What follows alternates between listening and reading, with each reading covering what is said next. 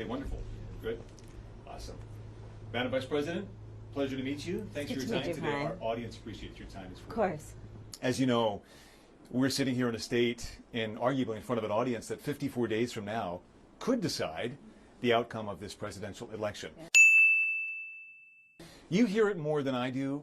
People want to know more about you and about your specific plans. At the debate the other night, you talked about creating an opportunity economy. I wonder if we can drill down on that a little bit. When we talk about bringing down prices and making life more affordable for people, what are one or two specific things you have in mind for that? Well, I'll start with this. I grew up a middle-class kid. My mother raised my sister and me. She worked very hard. She was able to finally save up enough money to buy our first house when I was a teenager. I grew up in a community of hardworking people, you know, construction workers and nurses and teachers. And I try to explain to some people who may not have had the same experience, you know, but a lot of people will relate to this. Unlike Donald Trump, by the way, who inherited $400 million from his daddy. You know, I grew up in a neighborhood of folks who were very proud of their lawn, you know? And I was raised to believe and to know that all people deserve dignity. And that we as Americans have a beautiful character. You know, we have ambitions and aspirations and dreams, but not everyone necessarily has access to the resources that can help them fuel those dreams and ambitions. So when I talk about building an opportunity economy, it is very much with the mind of investing in the ambitions and aspirations and the incredible work ethic of the American people, and creating opportunity for people, for example, to start a small business. My mother, you know, worked long hours, and our neighbor helped raise us. We used to call her, I still call her, our second mother. She was a small business owner. I love our small business owners. I learned who they are from my childhood, and she was a community leader. She hired locally. She mentored. Our small businesses are so much a part of the fabric of our communities, not to mention, really, I think, the backbone of America's economy. So my opportunity economy plan includes giving startups a $50,000 tax deduction to start their small business. It used to be $5,000. Nobody can start a small business with $5,000. But investing in people's innovative ideas and giving them the ability to go for it. Opportunity economy means, look, we don't have enough housing in America. We have a housing supply shortage. And what that means, in particular for so many younger Americans, the American dream is elusive. It's just actually not attainable. So part of my plan is to work with the private sector and housing developers to give them a tax credit, to be able to partner with us as the government, to build, and my goal is 3 million new homes by the end of my first term. In addition, to help people who just want to get their foot in the door, literally. And so giving first-time home buyers a $25,000 down payment assistance to be able to just get in the door, and then they will do the work that they need to do to save and to pay that mortgage and to build wealth for themselves and their family.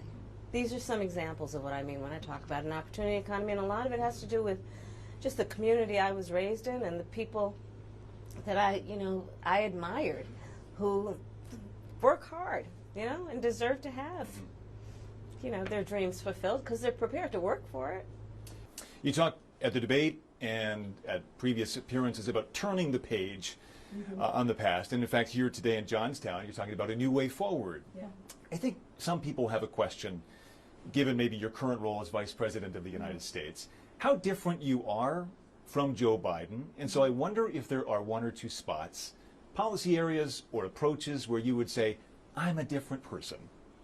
Well, I'm obviously not Joe Biden, and I offer a new generation of leadership. And so, for example, thinking about developing and creating an opportunity economy where it's about investing in areas that really need a lot of work, and maybe focusing on, again, the aspirations and the dreams, but also just recognizing that at this moment in time, some of the stuff we could take for granted years ago, we can't take for granted anymore. For example, another plan that I have that is a new approach is to expand the child tax credit to $6,000 for young families for the first year of their child's life, because that is obviously a very critical stage of development of a child. And a lot of young parents need the help to buy a car seat or a crib or clothes for their kids. And so my approach is about new ideas, new policies that are directed at the current moment. And also, to be very honest with you, my focus is very much in what we need to do over the next 10, 20 years to catch up to the 21st century around, again, capacity, but also challenges. Isn't it just so refreshing to see Kamala Harris use her tuneful and positive charm by being upfront with her policy proposals and actually telling us what she's going to do as president, instead of just having concepts of a plan or using fear-mongering language to appeal to voters using divisiveness? Instead of attacking her political opponent based on his looks, or using incendiary remarks about his race, or immaturely saying that she hates somebody because they didn't endorse her, or ludicrously claims that immigrants are coming into our country and eating our dogs and cats, which actually led to bomb threats in Springfield, Ohio, based on the false notion that it is true, or just faking an orgasm at one of her rallies several times. No, literally. You saw it. Once again, it appalls me that this election is even remotely close. Like, what the are we doing here? Wake the hell up, America. Crime and public safety are two major issues right at the forefront of voters' minds, in Philadelphia as well, where crime is a significant issue. When we talk about crime, the conversation turns to gun safety as well. And I think you actually probably caught a lot of people off guard, maybe a bit by surprise in the debate the other night when you mentioned that you are a gun owner. I know you said it in 2019 as well. I want to talk about your values on this issue.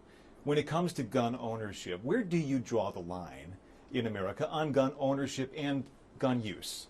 Well, like you said, Brian, I am a gun owner, and Tim Walz, my running mate, is also a gun owner. We're not taking anybody's guns away. I support the Second Amendment, and I support reasonable gun safety laws. Part of my approach to this is I was a career prosecutor for most of my career. I have personally prosecuted homicide cases. I have personally looked at autopsies. I have personally seen what assault weapons do to the human body. And to quickly elaborate on that, it basically butchers the human flesh and was designed and made specifically for military and combat, for the killing of hordes of people. I don't understand why still in 2024 it is this contentious debate over whether these things should be banned or not. Civilians have no purpose in having these things. Also, when the federal assault weapons ban was set in motion from 1994 to 2004, deaths from mass shootings decreased by 43%, and when Congress Republicans let the bill expire in 2004, deaths by mass shootings shot up by 239%. This charade that Democrats want to take away guns from law-abiding citizens is absurdly false. We simply just want common sense reform measures, like universal background checks, a continuation of the assault weapons ban that has been proven to be effective, an age raise of 21 to buy firearms, and federal red flag laws. And so I feel very strongly that it is consistent with the Second Amendment and your right to own a gun to also say we need an assault weapons ban. They're literally tools of war. They were literally designed to kill a lot of human beings quickly. I say we need universal background checks. The majority of NRA members support that. Why? Because it's just reasonable. You just might want to know before someone can buy a lethal weapon if they've been found by a court to be a danger to themselves or others. You just might want to know. Two final questions, if I might. Sure. On the appeal of the man you were running against, as you drove here today, you likely saw a lot of Trump signs. Mm-hmm. He has an historic appeal in this country. And as you are someone running against him and trying to understand that, I wonder how you distill it. What do you understand his appeal to be? And how do you speak to his voters, or maybe people who just share his values but are open to something else? Based on experience and a lived experience, no. In my heart, I know, in my soul, I know that the vast majority of us as Americans have so much more in common than what separates us. And I also believe that I am accurate in knowing that most Americans want a leader who brings us together as Americans and not someone who professes to be a leader who is trying to have us point our fingers at each other. I think people are exhausted with that approach, to be honest with you. I think people want a leader who has common sense and tries to find common ground. I'm supported by over 200 Republicans who worked for both Presidents Bush, John McCain, and Mitt Romney. I'm supported by the former Vice President Dick Cheney, former Congress member Liz Cheney. And I think people are more willing now, in light of the hate and division that we see coming out of Donald Trump, to say, hey, let's put country first. And I think that just makes us stronger and more healthy as a country. To say, look, we can all debate our differences around, various policies, but let's stop with the division. Like, enough of that. Let's bring everybody together. And finally, as you introduce yourself to America in a new way, they've heard much of your story at the Democratic National Convention and in that debate earlier this week. If there's one thing that you wish Americans knew about who Kamala Harris is that you don't think they know yet, what would that be?